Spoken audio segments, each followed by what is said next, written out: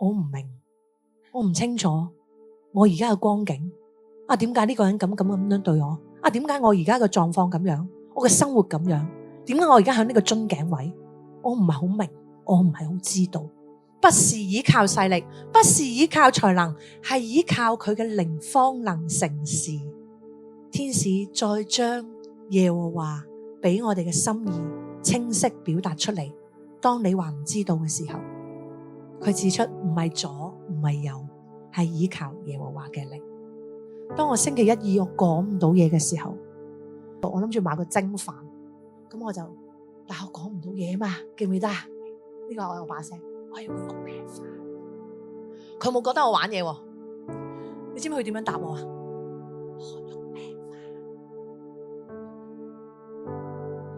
飯。點解佢同我唔出聲講嘢咧？弟兄姊妹，除咗你覺得好好笑之外，你知唔知我個感覺係咩啊？我同佢好近啊，佢好明白我講唔到嘢，佢用講唔到嘢嚟應翻我。你可能話阿佩芝，你講呢個臨尾蒸飯嘅事好搞笑，但我覺得係開啟緊我哋。